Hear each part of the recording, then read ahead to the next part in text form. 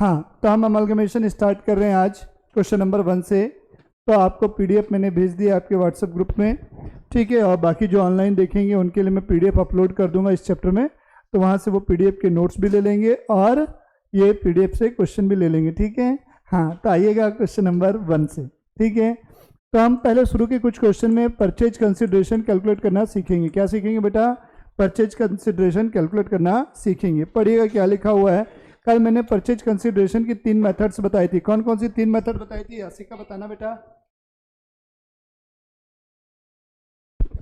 चलो यासिका बताइए आप। कल मैंने 3 मेथड बताई थी परचेज कंसिडरेशन की। यासिका तुम हो? चलो कोई बात नहीं, याद नहीं है तो क्वेश्चन से याद करते हैं। क्वेश्चन क्या लिखा है प्लीज देखिएगा।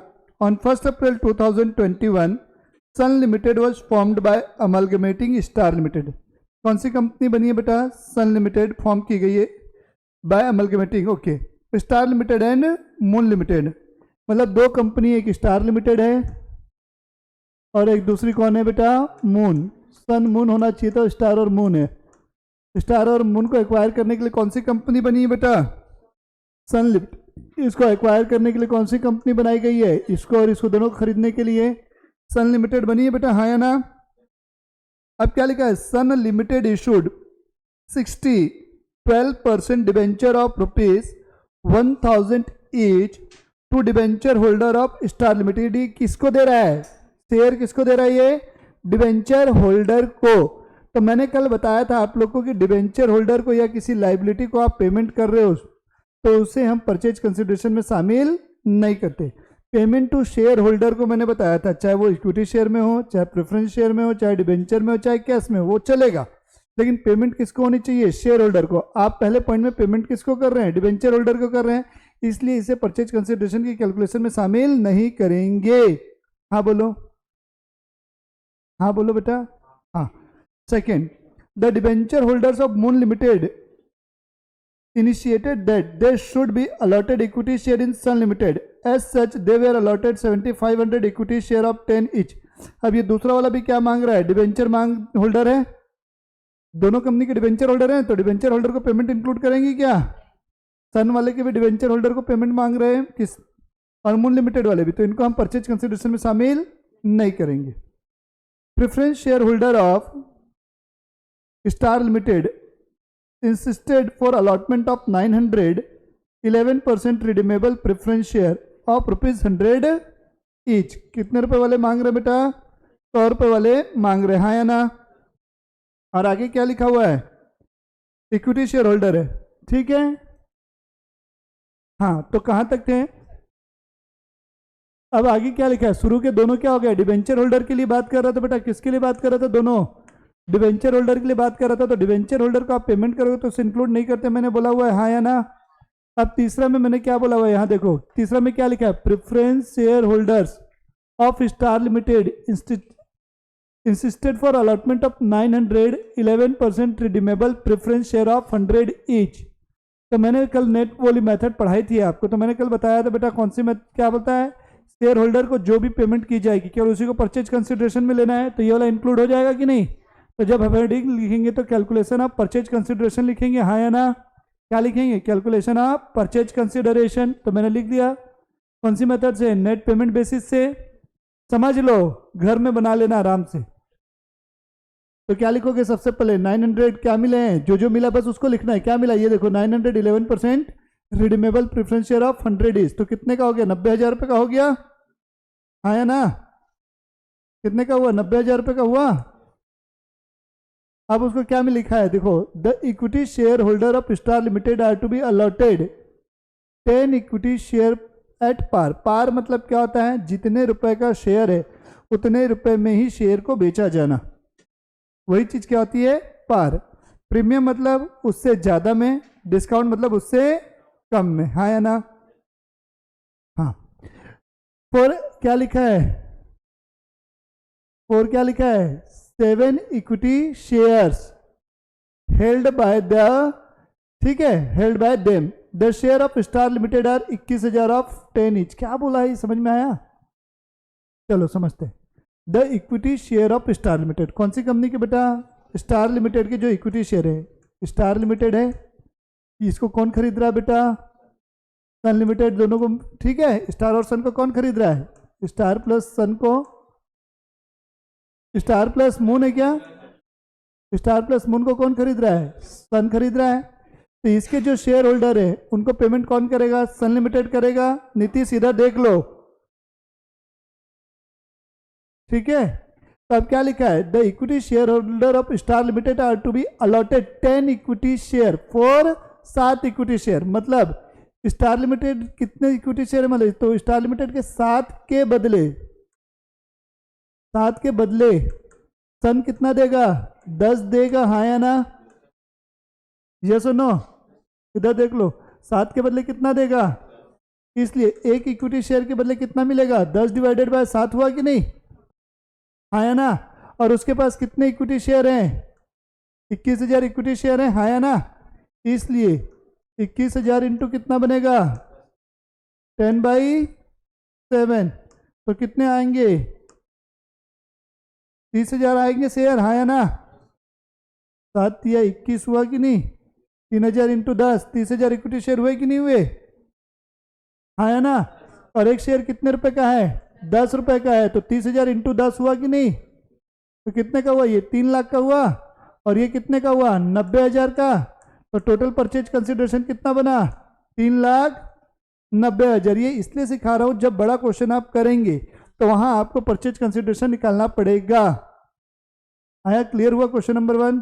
कोई डाउट नहीं? चलो नेक्स्ट क्वेश्चन, क्वेश्चन नंबर 2। ये सब तुम्ही लोग को बनाना है बेटा, है? अरे बाप रे, बैलेंस शीट दिया हुआ है। चलो आ जाओ, देखते हैं बैलेंस शीट में क्या लिखा है। दिख रही है बैलेंस शीट? क्या लिखा है? A Limited and B Limited. कौन है बेटा? 2 company, A Limited and B Limited. क्या कर रही है दोनों मिलके? अमलगमेटेड। क्या लिखा है आगे? Decided to amalgamate in the same time of business, to amalgamate and form a new company. कौन सी बेटा? C Limited. एक नया बिजनेस उन्होंने क्या बना लिया बेटा? सी लिमिटेड बना लिया, हाँ या ना? अब आगे लिखा है ऑन 31 मार्च 2021 के their balance sheet were as under.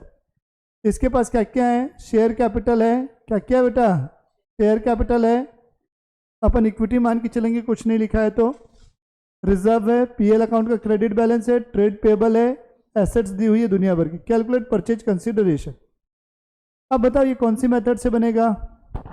Net payment method से बनेगा कि नेट एसेट मेथड से बनेगा?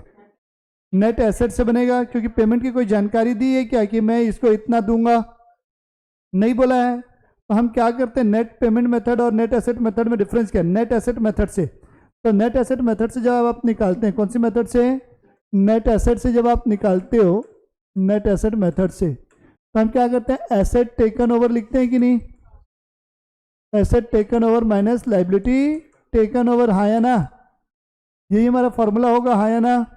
तो आपके पास एसेट्स में कौन कौन सी है, लाइबिलिटीज में कौन कौन सी है? बताओ। लाइबिलिटीज इसमें यहाँ दिख रही हैं, इसमें से कौन सी लाइबिलिटी को इंक्लूड करोगे? शेयर कैपिटल लाइबिलिटी है क्या? Reserve fund, PL account. तो लाइबिलिटी में आपके पास क्या है? Trade payable. तो माइनस क्या होगा? ट्रेड पेबल माइनस होगा। पहली चीज समझ में आ गई। ट्रेड पेबल कितने का देख के बताना। ट्रेड पेबल 30,000 का है। मैं अभी ए की बात कर रहा हूं। ए का चलो ए और बी लिख लिया। ए का कितना है? 30,000, ठीक है। और बी का 63,000। हाँ, ये 66,000 हो गया। बी का क्या चीज था? ये ट्रेड पेबल। यस और नो? अब इसके बाद हम क्या लिखते हैं? एसेट्स। तो एसेट्स में हमारे पास कौन कौन सी है देख लो। एसेट्स में हमारे पास है बिल्डिंग है, मशीनरी है, इन्वेंट्री है, ट्रेड रिसीवेबल है, कैश एंड कैश इक्विवेलेंट है। सारी एसेट्स को लिया जाएगा, हाँ या ना? समझ में आ रहा है कि नहीं आ रहा है? बोलोगे मुंह से? क्या बोला मैं? क्यों लेंगे? क्योंकि फॉर्मूला है परचेज कंसिडरेशन का नेट एसेट मेथड में। एसेट जितनी लिया माइनस जितनी लाइबिलिटी टेक ओवर की, हाँ या ना? तो लाइबिलिटी में क्या है? केवल एक ही है, क्रेडिटर्स, और ये एसेट्स में ये है। तो ये सारी एसेट्स को क्या करोगे? ऐड करोगे। उसमें से माइनस किसको करोगे? ट्रेड पेबल को, हाँ या ना। तो एसेट्स में हमारे पास देखो यहाँ पास कितने कितने रुपए की एसेट्स हैं, ये एसेट्स दिख रही हैं 1,40,000 प्लस 50,000, हाँ या ना। 1,40,000 प्लस 50,000 कितना हुआ, 1,90,000 प्लस 26,000 प्लस 16,000 प्लस 18,000, तो कितना हो रहा है 2,50,000। और इसमें से हमारा क्रेडिटर कितने का था 30,000, तो कितने का परचेज कंसिडरेशन बनता है इसका 2,20,000 का, इसके लिए परचेज कंसिडरेशन हुआ। अब इसके लिए देखो 24,000, ये टोटल कितने की हो गई 2,46,000, और इसमें कितने का था 60, तो इसको माइनस करोगे तो 1,80,000, हाँ है ना। समझ में आया कि नहीं तुमको, तुम लोग पक्का ना। चलो ठीक है, तो यही चीज बोला हुआ था हमारे को। ये देखो आपने इसका आंसर भी निकाल लिया होगा, ये देखो कहाँ गया, क्वेश्चन नंबर 3 आ गया। ये रहा परचेज कंसिडरेशन, ये रहा बेटा 2,20,000 और 1,80,000, हाँ या ना।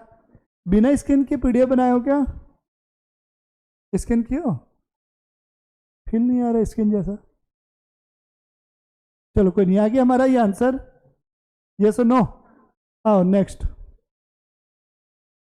Question number 3। क्वेश्चन नंबर 3 बहुत बेहतरीन क्वेश्चन है, परचेज कंसिडरेशन निकालने का दिमाग घूम जाएगा ऐसा क्वेश्चन है, थोड़ा सा ध्यान दीजिएगा। ये हमारी बैलेंस शीट दी हुई है बेटा, मैं पहले ए लिमिटेड का समझा दे रहा हूँ, ये इसलिए ए लिमिटेड को कवर कर रहा हूँ मैं, ठीक है। हमारे पास ये सारी जानकारी दिख रही है, यस और नो।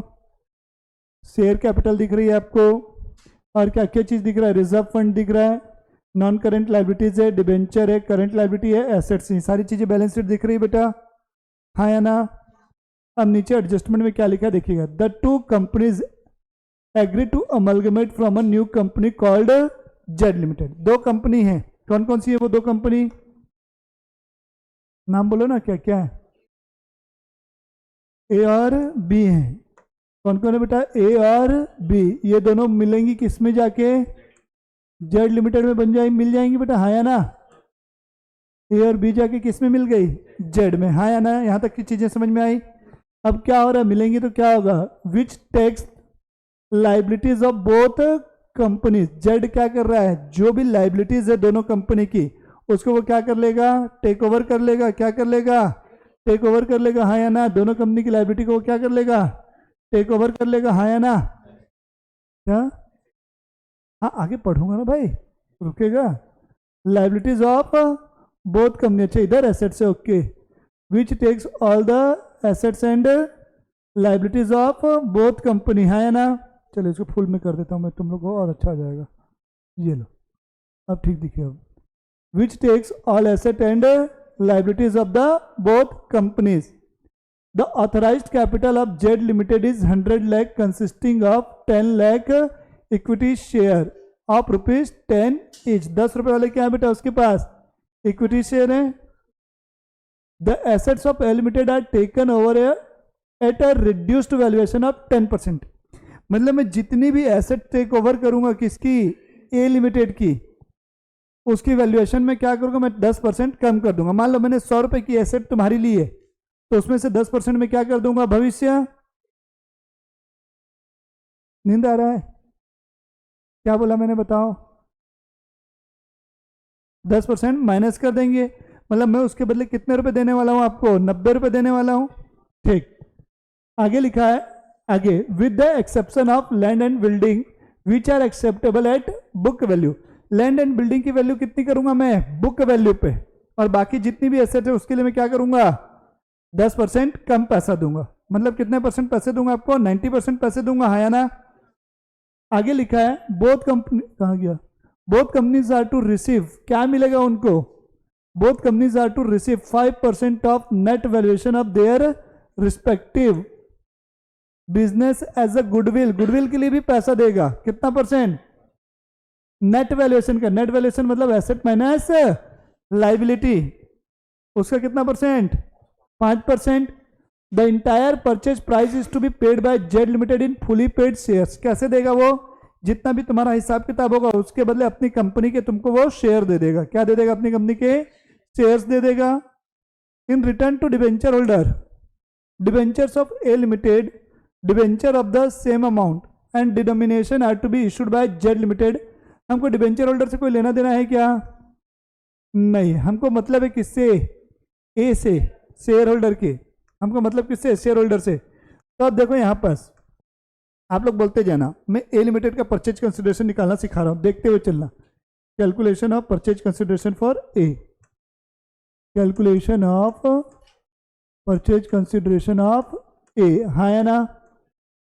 ए लिमिटेड के लिए तो उसने लैंड एंड बिल्डिंग के लिए क्या बोला है? Land and building. और किसके लिए बोला है बेटा? प्लांट के लिए बोला था क्या? बुक वैल्यू पे मिलेगा बोल के। तो लैंड एंड बिल्डिंग का कितना हुआ बेटा? कितने रुपए की बोलना बुक में? 3 लाख की है लैंड एंड बिल्डिंग। और प्लांट कितने का है? प्लांट 11 लाख रुपए। इन्वेंट्री कितने की है? तो 1,60,000 इंटू कितना कर दूंगा मैं? 90%। ट्रेड रिसीवेबल कितने के हैं? 1,40,000 के हैं। तो 1,40,000 इंटू क्या लिखूंगा मैं? 90%। फिर कैश और कैश इक्विवेलेंट को भी 90% से इंटू करूंगा क्या? कैश तो हमेशा बुक वैल्यू पे ही होगा। किस पे होगा? बुक वैल्यू पे होगा, हाँ या ना? कैश कितने का है? 30,000। और लाइबिलिटी में क्या क्या बेटा? माइनस लाइबिलिटीज में क्या क्या आएंगी? Debenture, provident fund, trade payable, ये तीनों आएंगी। 6% डिबेंचर कितने का है? 2 लाख रुपए, ये माइनस हो जाएगा। फिर प्रोविडेंट फंड कितने का है? 30,000 का, ये भी माइनस हो जाएगा। ट्रेड पेएबल मतलब क्रेडिटर, ये कितने का है? 1 लाख का, ये भी क्या होगा? माइनस हो जाएगा। और कोई लाइबिलिटी है क्या? देखो तो, और कोई है? करके बताओ, ये कितना आ रहा है? 1,60,000 का 90%, ये हो गया 1,44,000। 1,40 का 90%, 1,26, 1,26 ना? तो ये कितना आ रहा है? 11 3 14 lakh. 14 lakh plus 1,44,000 plus 1,26,000 plus 30,000 minus 2 lakh 3,30,000, 3,30,000 कितना आ रहा है? 13,70,000 आ रहा है क्या? आ रहा है आंसर? चेक करो एक बार। हाँ, एक चीज़ ध्यान देना, हमसे एक मिस्टेक हो रही थी बेटा, यहाँ पर प्लांट को बुक वैल्यू पे नहीं लेना है। प्लांट केवल बुक वैल्यू पे किसको बोला बेटा? लैंड एंड बिल्डिंग को बोला है। प्लांट को भी कितने परसेंट पे लेना है? 90% पे। लैंड एंड बिल्डिंग को मैंने बुक वैल्यू पे लिया, 3 लाख की थी। प्लांट था बेटा 11 लाख का, उसको 90% लिया, कितना है? 9,90,000। ये इन्वेंट्री थी कि इन्वेस्टमेंट था? इन्वेंट्री थी बेटा, उसको भी 90% लिया मैंने, 1,60,000 का 90%। ट्रेड रिसीवेबल भी 90% पे लिया। कैश हमेशा क्या बेटा? कैश की वैल्यू तो कम कर ही नहीं सकते ना, कैश तो उतना ही मिलना है, इसलिए कैश को भी बुक वैल्यू पे मैंने ले लिया। माइनस करेंगे उसमें से लाइबिलिटी, तो लाइबिलिटी मैंने माइनस कर दी, तो इनकी नेट वैल्यू आ रही है 12,60,000 रुपए। अब सामने वाला क्या कर रहा है? मुझे गुडविल के तौर पे 5% देगा। कितना परसेंट देगा बेटा गुडविल के लिए? 5%। किसका? नेट वैल्यूएशन का लिखा हुआ है ना, नेट वैल्यूएशन का 5% आपको मिलेगा। तो 12,60,000 का 5% निकालोगे तो कितना आएगा? निकालना इसका। 12,60,000 का 5% 63,000 होगा। तो ये 63,000 इसमें क्या करोगे आप? ऐड करोगे, हाँ या ना? तब जाके मेरा परचेज कंसिडरेशन आएगा किसका? ए का। अब बी के बारे में कुछ बोला है क्या कि कैसा पेमेंट करना है? तो बी की पूरी एसेट्स का टोटल करेंगे और उसकी पूरी लायबिलिटी को माइनस करेंगे। बी के बारे में ऐसा कुछ बोला है कि हम इतना % कम देंगे, ऐसा करेंगे, बोला है क्या? नहीं बोला है। तो बी की एसेट्स कितने की है बताना मुझे। बी की टोटल एसेट्स देखते हैं। बी की एसेट्स में केवल प्लांट है 5 लाख रुपए का। प्लांट कितना है बी में? देखो, इसको मैं इधर कर देता हूँ, बी का इधर देखो, ये बी की एसेट्स दिख रही है 5 लाख। ये टोटल इन सब का एसेट्स कितना हुआ? 6,80,000 हुआ। और उसमें से लाइबिलिटी में क्या क्या है? केवल और केवल 80,000 रुपये हैं। तो 6,80,000 में से क्या माइनस हो जाएगा? 80,000। तो कितना रुपये बचेगा? 6 लाख। और इसको भी गुडविल के लिए कितना देना है? 5%। तो 6 लाख का क्या कर दोगे इसमें आप? 5% ऐड कर दोगे, हाँ या ना? समझ में आया? कोई डाउट इसमें? बन जाएगा। ठीक, आइएगा नेक्स्ट। आइएगा क्वेश्चन नंबर 5, सबसे बढ़िया क्वेश्चन है आज का, पहला क्वेश्चन जो फुल फ्लेश क्वेश्चन है। ये तो ऐसे टाइम पास के टाइप थे, और जो तुम लोग को शुरू के 3 क्वेश्चन के बाद बहलाने के लिए थे मन को। ठीक है, हाँ आज का लास्ट क्वेश्चन। ठीक है, 1 घंटा मिनिमम। क्या लिखा है देखो, the following are the balance sheet of Sun limited. किसकी बैलेंस शीट दिया बेटा? चांद सूरज यही सब दिखेंगे इसमें, एंड स्टार लिमिटेड। सन और कौन सी लिमिटेड बेटा? Star limited. एज 31 मार्च 2021। कब की बैलेंस शीट है बेटा? 31 मार्च 2021। आगे क्या लिखा है? Balance sheet of Sun limited and Star Limited दे दिया है यहाँ पर, सारी चीजें दी हुई है उनकी। General reserve, statutory reserve, PL account, debenture, current liability, non current asset, fixed asset दिया हुआ है बेटा। अब आगे क्या लिखा हुआ है? हाँ क्या हुआ, बड़ा क्वेश्चन तो रहेगा, ये अमलगमेशन का है, जीवन भर की वो है बेटा। अब शादी होती है तो इतना बड़ा प्रपंच होता है ना, तो वैसे जब इनका अमलगमेशन होगा तो इतना बड़ा प्रपंच होगा ना, बहुत बड़ा उत्सव है ये भी। ठीक है, आ जाओ। अब क्या लिखा है बेटा? जैसे अभी एचडीएफसी बैंक का हुआ तो देखे थे merger, HDFC bank, HDFC limited. कुछ नहीं पता है जीवन में करोगे क्या, तुम लोग को प्रैक्टिकल सिनेरियो पता नहीं है क्या हो रहा है, कौन किससे मिल रहा है? शेयर मार्केट में पैसा लगाओगे तब तो कमाओगे, ये सब ये इंफॉर्मेशन से। लेकिन तुम लोग को लगाना है किसमें? क्रिकेट में, आईपीएल में, सट्टा है। हाँ रिस्क है बेटा उसमें।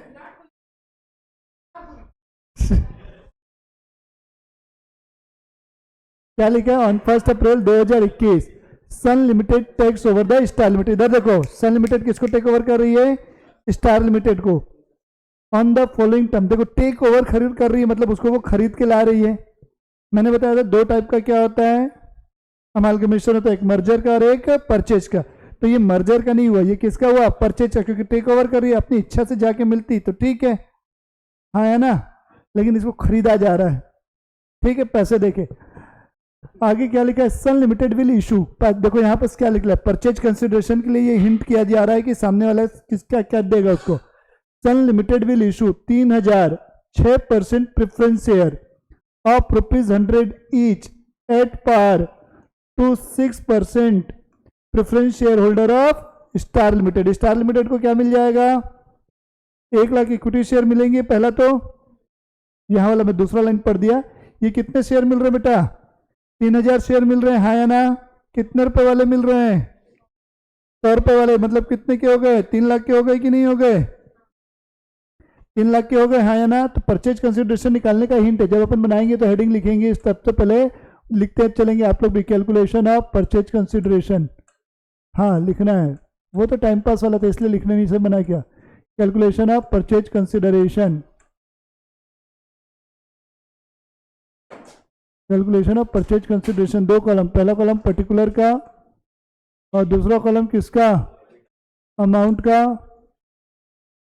ठीक है, सबसे पहले मैं क्या लिखूंगा? ये इक्विटी शेयर की वैल्यू दिया है।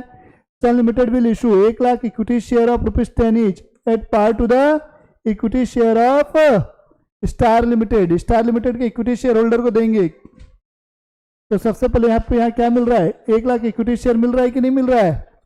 कितना इक्विटी शेयर मिल रहा है? 1 लाख इक्विटी शेयर मिल रहा है, हाँ या ना? तो यहां मैं लिख दूं 1 lakh equity share at the rate of कितना? 10 ईच। तो 10 लाख रुपए का तो आपको क्या मिल गया बेटा? इक्विटी शेयर मिल गए, हाँ या ना? 10 लाख रुपए के इक्विटी शेयर मिल गए कि नहीं मिल गए? अब यहां पर और क्या दिया हुआ है उसने? प्रेफरेंस शेयर दे रहा है बेटा 3000। कितने रुपए वाले? 100 रुपए वाले। 3000 preference share at the rate of कितना? 100 ईच। कितने रुपए के हो गए बेटा? 3 लाख के हो गए। कितने के हो गए? 3 लाख के। अब लिखा है the debenture of Star limited will take over by Sun limited and converted into equal number of 8% debenture. ये अभी यहां पर कोई काम नहीं है सच, ठीक है, हाँ या ना? क्योंकि मैंने बताया था डिबेंचर होल्डर को अगर आप कोई पेमेंट करते हो तो वो परचेज कंसिडरेशन के लिए मान्य नहीं होती, उसे काउंट नहीं किया जाता है। जो भी पेमेंट शेयर होल्डर को की जाए, चाहे वो इक्विटी हो चाहे प्रेफरेंस हो, उनको जो पेमेंट दोगे केवल वही क्या होगी बेटा, मान्य होगी, हाँ या ना। तो ये 10 लाख और 13 लाख रुपए हमारा क्या आ गया, परचेज कंसिडरेशन हो गया कि नहीं। 13 लाख रुपए हमारा क्या हो गया, परचेज कंसिडरेशन। अब लिखा है क्या, आपको क्या करना है, give journal entry in the books of Sun limited. अब ये बताओ, दो कंपनी है, एक सन है और एक है स्टार। मून कहां से आ गया, सन और स्टार है। तो कौन टेक ओवर कर रहा था, सन लिमिटेड टेक ओवर कर रहा है किसको, स्टार को। तो कौन जाके सन में मिल रहा है, स्टार। तो स्टार क्या होगी, ट्रांसफरर होगी, और सन लिमिटेड कौन होगा, ट्रांसफरी। आपको ये भी तो समझना है कौन ट्रांसफरर कंपनी है और कौन ट्रांसफरी कंपनी है। तो ट्रांसफरर कंपनी कौन हुआ, स्टार हुआ ना भाई, और ट्रांसफरी कौन हुआ, सन लिमिटेड। तो मैं आज आपको केवल किसकी बुक में सिखा रहा हूं, ठीक है, ट्रांसफरर कंपनी की बुक समझा रहा हूं, क्योंकि मैंने कल ट्रांसफरर कंपनी की बुक की एंट्री समझाई है। आगे ट्रांसफरर कंपनी के 2-4 क्वेश्चन करवा दूंगा वापस से। फिर इसी क्वेश्चन को मैं किससे करवाऊंगा, ट्रांसफर कंपनी की बुक में इसी क्वेश्चन से करवाऊंगा। एग्जाम में एक ही क्वेश्चन में दोनों मेथड से पूछा हुआ है। फिर दोनों कंपनी की बैलेंस शीट, बाप रे। चलो आ जाओ, यहां तक हो गया बेटा। ऐसे मेरे को मत देख, मेरे को डर लगता है। आइए पहली एंट्री, हेडिंग लिखो journal entry in the books of, लिखो heading journal entry in the books of Star Limited. लिखो heading journal entry in the books of Star Limited. हाँ ब्रैकेट में ट्रांसफर लिख लेना, जर्नल एंट्री किसकी बुक्स में, इन the books of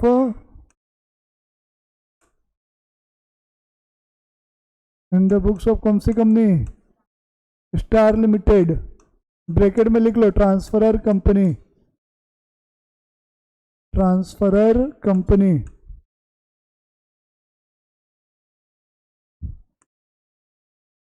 ठीक है, पर्टिकुलर डेट नहीं आएगा ना यहां पर, पर्टिकुलर डेबिट और क्रेडिट। क्या हुआ, यहां तक चीजें समझ में आई। तो मैंने कल आपको समझाया था सबसे पहले एंट्री क्या होती है, जितनी भी उसकी एसेट्स हैं उनको टेक ओवर करने की होगी। तो एसेट्स को टेक ओवर यानी कि ट्रांसफर करोगे कहाँ, रियलाइजेशन अकाउंट में, कौन सी वैल्यू पे, बुक वैल्यू पे। तो यहाँ पर कौन कौन सी एसेट्स दिख रही हैं इसकी, फिक्स्ड एसेट और करंट एसेट दो ही दिख रही है मेरे को, 35 लाख की और 13,10,000 की, हाँ या ना, यही दो दिख रही है ना बेटा। ये देखो ना, तो लिखो, ये देखो ये देखो ये देखो, फिक्स्ड एसेट दिखा और दूसरा करंट एसेट दिखा, हाँ या ना। ढंग से स्कैन नहीं हुआ, पूरा पिक्सल्स फट रहा है। चलो कोई नहीं, फट रहा है तो फट रहा है, फटने दो। लिखो रियलाइजेशन अकाउंट डेबिट, पहली एंट्री लिखो बेटा, realisation account debit, realisation account debit to, क्या लिखोगे यहां पर, फिक्स्ड एसेट अकाउंट, और टू क्या नाम है बेटा, current asset account, to current asset account. Fixed asset की वैल्यू कितने की है बेटा, 35 लाख। तो यहाँ मैं 35 लाख को 35L लिख रहा हूँ, और वो कितने की, 13,10,000, 13,10,000। तो दोनों का टोटल कितना हुआ, 35 और 13, 48,10,000 रुपये, हाँ या ना, 48,10,000 रुपये से पहली एंट्री हो गई। कुछ गलत किया हूँ क्या मैं, ठीक है ना। 7,20,000 है क्या, करंट एसेट कितने की है, स्टार, अच्छा सन का मैं लिख दिया हूँ ना, स्टार का लिखना है ना, सॉरी। 10, 28 और 7,20, 10, 28 और 7,20, हाँ हाँ मैं गलत लिख दिया बेटा, मेरी मिस्टेक हो गई, माफ़ी चाहूँगा। 10,28,000 और 7,20,000, 10 और 7, 17,48,000। मैं सन का देख लिया बेटा, ट्रांसफरी कंपनी का 17 लाख कितना, 48, ये हो गया 17,48,000। शिवानी मोबाइल छोड़ दे बेटा थोड़ी देर के लिए। अब मैं गलत किया हूँ, उसका छोड़ना दूध बात है उसका, ठीक है, वो व्हाट्सएप चैट देखने में बिजी है। ठीक है, दूसरी एंट्री ध्यान से सुनना। मैंने कल बताया था एसेट्स के बारे में। अगर कोई एसेट्स को आपने बेच दिया, इसके बाद यही पढ़े थे ना अपन ने कि एसेट्स को बेच दिया, एसेट्स को बेचे हैं क्या, क्वेश्चन में कहीं दिया है क्या, नहीं दिया, तो हमको कोई लेना देना है क्या उस एंट्री से। फिर अपन को बैलेंस शीट में ये देखना है कहीं प्रिलिमिनरी एक्सपेंसेस वगैरह तो नहीं है क्या, यहाँ एसेट साइड में तो नहीं दिख रहा है। यहाँ पर भी पीएल अकाउंट का कहीं डेबिट बैलेंस है क्या, नहीं। स्टैट्यूटरी रिजर्व है, जनरल रिजर्व है, अगर वो कुछ दिखता है तो उसकी एंट्री मैंने सिखाई थी आपको।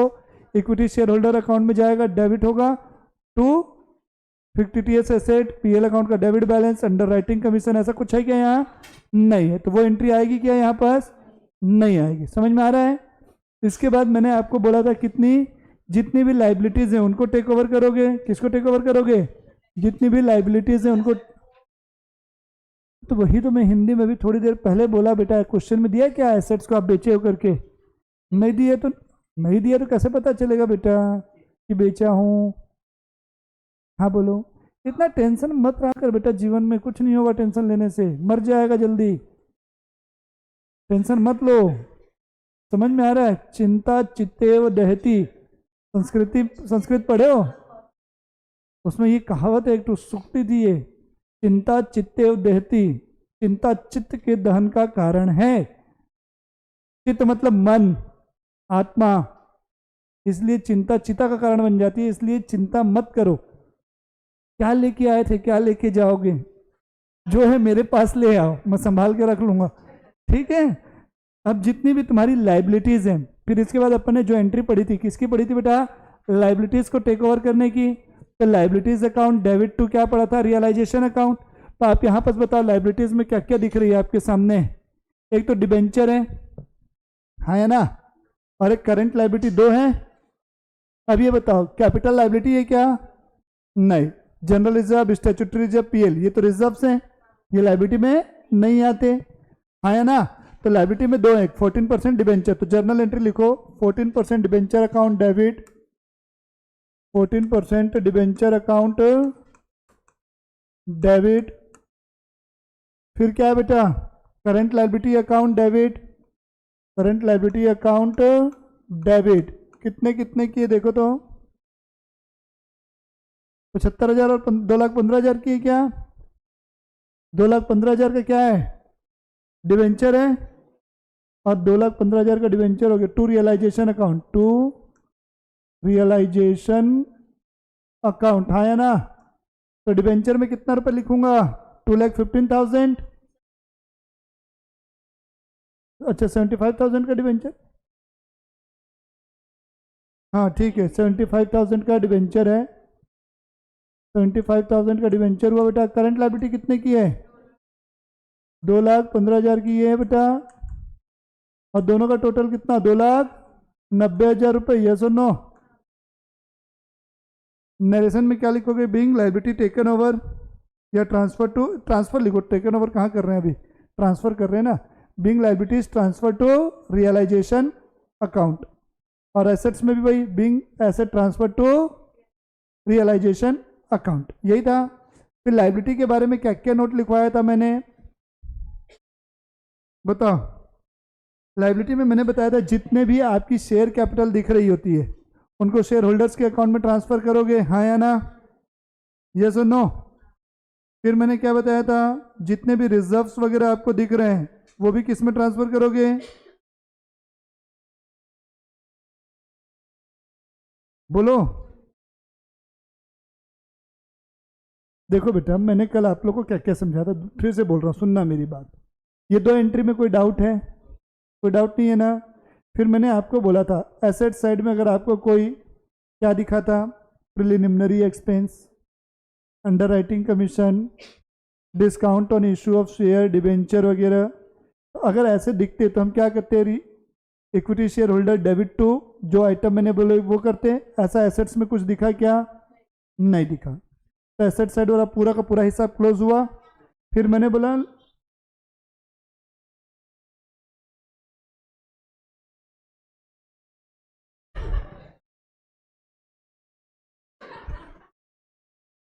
बंद करो यार मोबाइल को।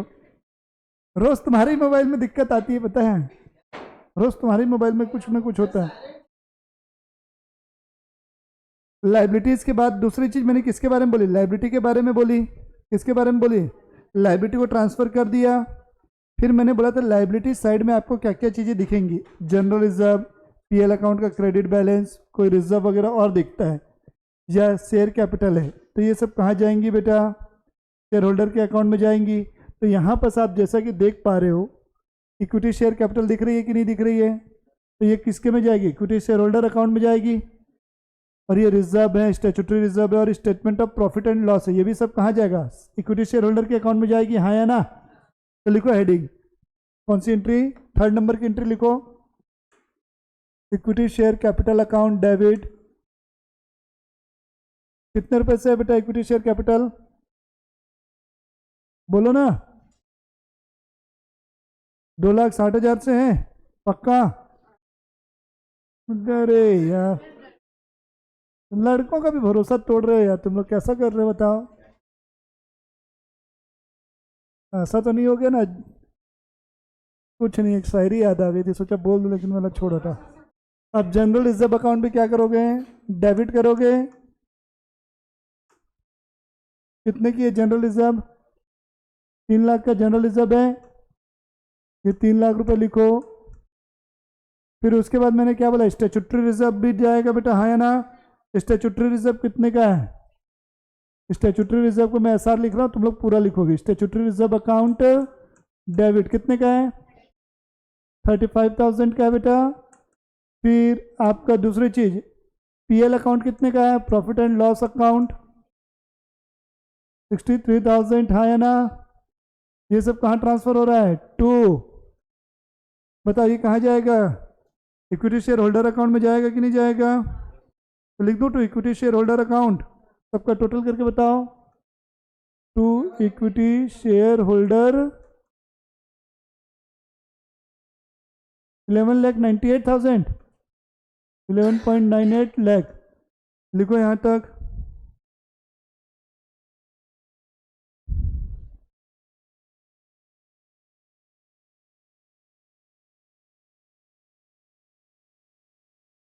हाँ है ना,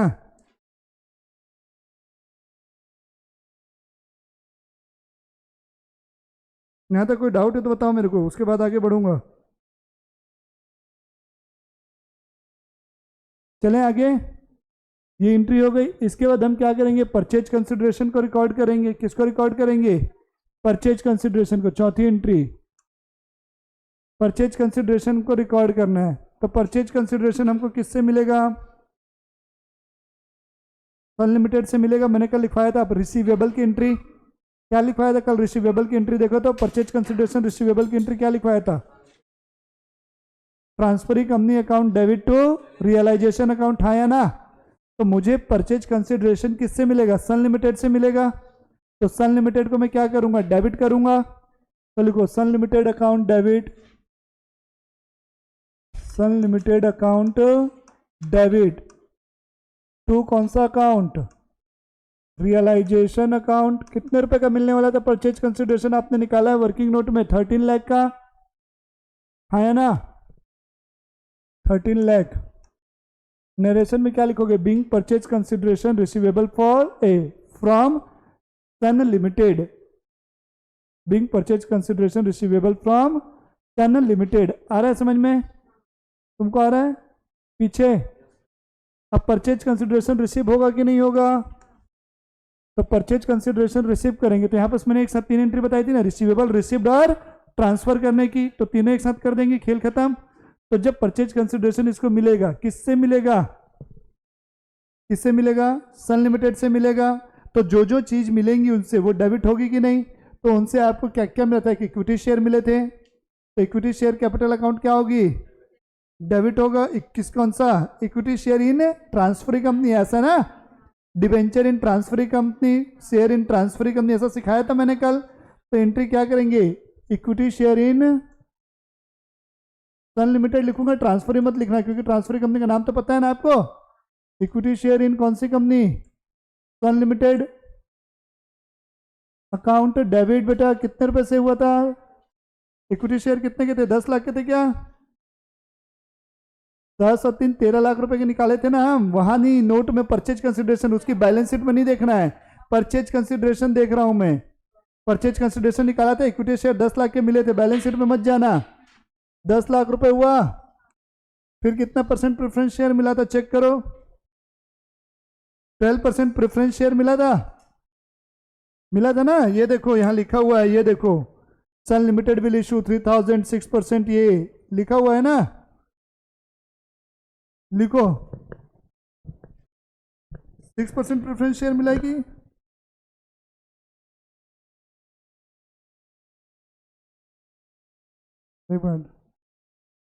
हाँ 6% प्रेफरेंस शेयर है, तो यहाँ क्या लिखोगे? 6% preference share in Sun limited account debit, कितना रुपए? 3 लाख। टू क्या लिखूंगा यहाँ मैं? क्या एंट्री लिखेंगे बताओ? किससे मिल रहा है? ट्रांसफर ही कंपनी से मिला ना मैडम, यहाँ डेबिट किया था सन लिमिटेड को, अब उससे मिलेगा तो उसको खत्म करने के लिए क्रेडिट करूंगा कि नहीं करूंगा? तो टू यहाँ क्या लिखूंगा मैं? सन लिमिटेड लिखूंगा ना बेटा। टू सन लिमिटेड कितने रुपए से?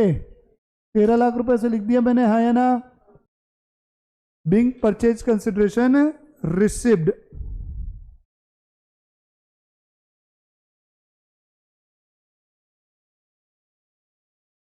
ट्रांसफर ही कंपनी से मिलेगा ना बेटा। मैं मिस्टेक को एक बार सुधार लूंगा, वहां कुछ लिखा होगा तो। ये 2 एंट्री हो गई। अब परचेज कंसिडरेशन को क्या करोगे? ट्रांसफर करोगे इसके अकाउंट में, ठीक है? तो ट्रांसफर करने की एंट्री क्या लिखवाया हूं बताओ मैंने? अब हमको क्या करना है? ये परचेज कंसिडरेशन रिसीव हो गया, अब इस परचेज कंसिडरेशन को 2 जगह ट्रांसफर करेंगे, एक इक्विटी शेयर के खाते में और एक प्रेफरेंस शेयर के खाते में। तो हम क्या लिखेंगे? Equity share holder account debit लिखेंगे कि नहीं लिखेंगे? हाँ या ना? तो लिखो equity share holder account debit, equity share holder account debit. कितने रुपए का था? 10 लाख। टू क्या दोगे इसको? इक्विटी शेयर कौन सी कंपनी के? सन लिमिटेड के। तो to equity share in Sun limited, कितना रुपए बेटा? 10 लाख रुपए। हुआ कि नहीं हुआ? एक क्वेश्चन आप लोगों को क्लियर हो जाएगा तो सब बन जाएगा बेटा, इसलिए बार बार स्ट्रेस दे रहा हूं इसमें मैं। यहाँ पास परचेज कंसिडरेशन देखो, एसेट टेक ओवर कर लिए, लायबिलिटी टेक ओवर कर लिए, जितने रिजर्व वगैरह उनको भेज दो शेयर होल्डर में। परचेज कंसिडरेशन रिसीवेबल, रिसीव्ड और ट्रांसफर, क्या बचता? खत्म। अब किसको भेजोगे? प्रेफरेंस शेयर होल्डर को भेजोगे। पर प्रेफरेंस शेयर होल्डर हमारे पास कितने परसेंट वाले हैं यहाँ पास? नहीं, यहाँ पास 12% प्रेफरेंस शेयर कैपिटल है ना यहाँ पास स्टार लिमिटेड में। तो मैं यहाँ क्या लिखूंगा? 12% preference share holder account debit लिखूंगा ना, या प्रेफरेंस शेयर होल्डर अकाउंट भी लिखूंगा तो चलेगा। फिर भी मैं लिख दे रहा हूँ 12% preference share holder account debit, account debit to 6% preference share in, एक मिनट,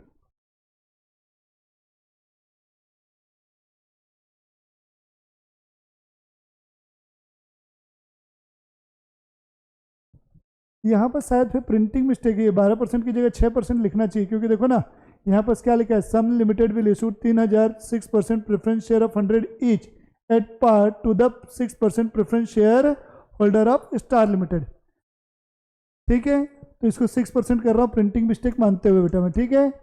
यहाँ मैं direct preference share holder account भी लिख दे रहा हूँ 6% ना लिख के, ठीक है? कन्फ्यूजन ना हो इससे। समझ में आ रहा है कि नहीं? Preference share holder account debit कर दो बेटा, तो क्या लिखूंगा मैं? 6% preference share in Sun limited बेटा, कितने रुपए का? 3 लाख रुपए का, हाँ या ना? यहाँ तक ये हो गया। अब देखो बेटा बैलेंस शीट में क्या क्या चीजें हो चुकी हैं, क्या क्या नहीं हुई है, 2 मिनट ध्यान से सुन लो, अच्छे से समझने के लिए मैं बता रहा हूँ, थोड़ा सा विस्तार से बता रहा हूँ, ध्यान से सुनना मेरी बात को, गलती ना हो इसलिए बता रहा हूँ, प्लीज सुनना।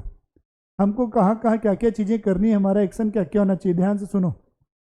हमें फिक्स्ड एसेट और करंट एसेट को ट्रांसफर करना था, ट्रांसफर हो गया, ये खत्म। करंट लायबिलिटी डिबेंचर को ट्रांसफर करना था, हुआ। PL account, statutory reserve, general reserve transfer होना था, हुआ। इक्विटी शेयर ट्रांसफर होना था, इक्विटी शेयर होल्डर के अकाउंट में, हुआ। अब ये प्रेफरेंस शेयर को भी तो ट्रांसफर करोगे ना, ये कहाँ हुआ है, ये तो परचेज कंसिडरेशन मिला है ना, उसका खुद का भी तो ट्रांसफर करोगे उसमें कि नहीं करोगे। कितने रुपए का है देखो थोड़ा, 3 लाख का है कि नहीं है, 2,60,000 का है, ठीक है। तो क्या लिखेंगे, अब ध्यान से सुनना मेरी बात, यहाँ पास क्या हुआ, 12% किसको 6% करवा दूं मैं, यहाँ पास मैं इसको मान के चल रहा हूँ 6% है ना, 6% preference share capital account debit to क्या लिखेंगे, प्रेफरेंस शेयर होल्डर अकाउंट होगा कि नहीं। अब 1 मिनट ध्यान से सुनना, 2 मिनट रुकना बेटा। तो प्रेफरेंस शेयर होल्डर अकाउंट, अब ध्यान से सुनना मेरी बात, ये कितने रुपए का है, यहाँ पास कितने रुपए का है, 2,60,000 का है, हाँ या ना, 2,60,000 का है, तो लिखो 2,60,000।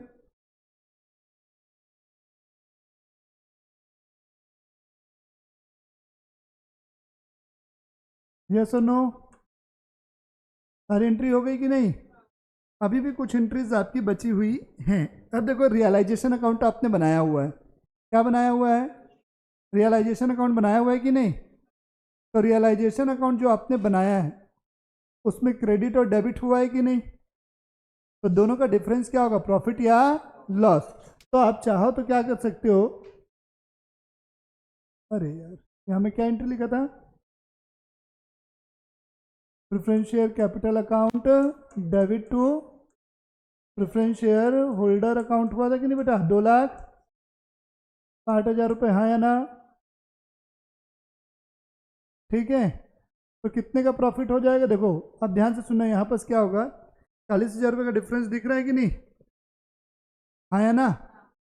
तो इसको कहा देखो, 3 लाख रुपए उसको मिलने चाहिए थे प्रेफरेंस शेयर होल्डर को, नहीं नहीं 3 लाख मिलना ही चाहिए ना, कितने के बदले मिल रहा है, 2,60,000 उनको मिलना था भाई, तुमसे मैं ले रहा हूँ, तुमको टेक ओवर कर रहा हूँ मैं, 1 मिनट, जर्नल एंट्री खोलो। तो यहाँ पर आप देखो 2,60,000 रुपए के आपके पास प्रेफरेंस शेयर है, हाँ या ना। बट आपको ट्रांसफरी कंपनी कितने के प्रेफरेंस शेयर दे रही है, 3 लाख के दे रही है, मतलब 40,000 एक्स्ट्रा दे रही है कि नहीं। तो ये 40,000 आपका क्या हुआ, फायदा हुआ, 40,000 आपका क्या हुआ। तो इसको आप क्या लिखोगे यहाँ पर, रियलाइजेशन अकाउंट में डेबिट करोगे कि नहीं, रियलाइजेशन अकाउंट क्या करूंगा मैं, डेबिट, क्योंकि ये फायदा कहाँ जाने वाला है, प्रेफरेंस शेयर होल्डर अकाउंट में जाने वाला है। तो प्रेफरेंस शेयर होल्डर अकाउंट जब हम बनाएंगे तो बाय आएगा ना, और बाय करके जो लिखते हैं वो प्रॉफिट लिखते हैं, और टू करके अगर मैं लिखता तो क्या होता है, लॉस। तुम लोग सोच रहे होगे ना यहाँ पर पीएल अकाउंट डेबिट क्यों कर रहा हूँ, जब आप फायदा है तो समझ में आ गया ना क्यों डेबिट कर रहा हूँ मैं, क्लियर हुई चीजें। हाँ, तो 40,000 का फायदा हुआ कि नहीं हुआ।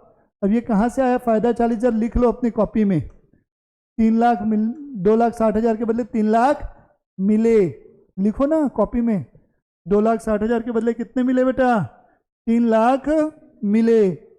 अब देखो बेटा ये सारी एंट्री पास कर लिया आपने, सारी एंट्री पास करने के बाद आपको करना क्या है, रियलाइजेशन अकाउंट को क्लोज करना है। किसको क्लोज करना है, रियलाइजेशन अकाउंट को। तो आप चाहो तो वर्किंग नोट बना सकते हो, या आप नॉर्मली कैलकुलेटर में कर सकते हो। क्या करना है आपको, रियलाइजेशन अकाउंट में आप देखो डेबिट का टोटल कितना हो रहा है, और फिर देखो क्रेडिट का टोटल कितना हो रहा है। तो डेबिट के टोटल में हमारे पास क्या क्या चीज़ें, देखो डेबिट में रियलाइजेशन अकाउंट कहाँ गया यार,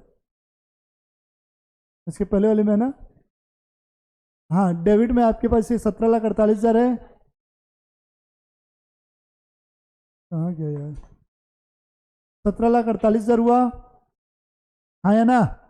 डेबिट में से क्रेडिट को माइनस कर 17,48,000 डेबिट में, और डेबिट में कहाँ पर है, और ये 40,000 रुपये लास्ट वाला डेबिट हुआ है बेटा, ये वाला, हाँ या ना। तो टोटल कितना हुआ डेबिट में, 17,40,000 17,40,000 था, 17,48,000 था, और 40,000 ये हुआ, तो 17,88,000 ये किसका टोटल हुआ बेटा? डेबिट का टोटल हुआ कि नहीं रियलाइजेशन अकाउंट के। अब क्रेडिट का टोटल करो, तो क्रेडिट में कहाँ कहाँ पर से चेक करते हुए चलो।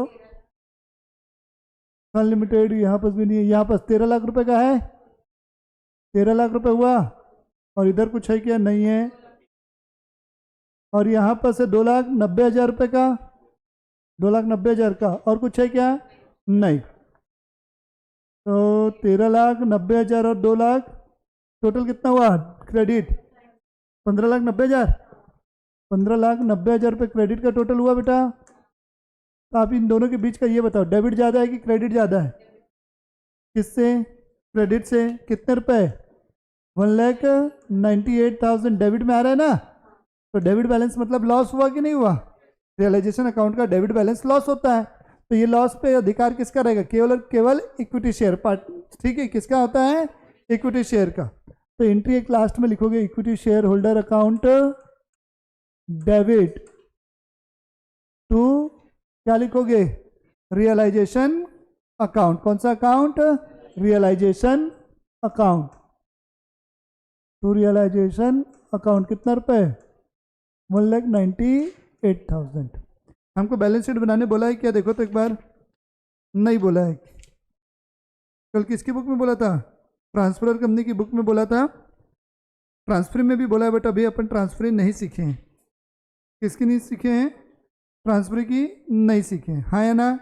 अब बैलेंस शीट बनाना पड़ेगा, बनाना पड़ेगा। बैलेंस शीट बोला है, लिखो हेडिंग बैलेंस शीट, लिखो heading balance sheet of Sun limited, balance sheet of Sun limited. कुछ नहीं है बेटा, एकदम इजी है। Balance sheet of Sun limited, particular और अमाउंट, दो कॉलम बनेंगे बेटा। कितने कॉलम? पर्टिकुलर और अमाउंट। यहाँ लिखोगे पर्टिकुलर, और यहाँ आप क्या लिखोगे बेटा? अमाउंट, हाँ या ना? पर्टिकुलर में आप सबसे पहले क्या लिखते हैं? Equity and liability. क्या लिखते हो? Equity and liability. तो लिखो equity and liability, equity and liability, हाँ या ना? इसके अंदर सबसे पहले क्या लिखते हो? शेयर होल्डर्स फंड लिखते हो। क्या लिखते हो? Share holders fund. तो लिखो शेयर होल्डर्स फंड। अब इसके अंदर कौन कौन सी कैपिटल लिखोगे? शेयर कैपिटल लिखोगे। क्या लिखोगे? Share capital. कौन सी वाली? बोलो, शेयर कैपिटल कौन सी वाली लिखोगे? यहाँ बैलेंस शीट अपन कल कर लेंगे, नहीं तो एक साथ क्या होगा, थोड़ा सा ज़्यादा हो जाएगा। ऑलरेडी 1 घंटे का वीडियो हो गया है, ठीक है। बैलेंस शीट अपन नेक्स्ट क्लास यानी कि कल की क्लास में डिस्कस करेंगे, ठीक। ओके, कल की क्लास वही सेम टाइम 10 बजे, 10 से 12।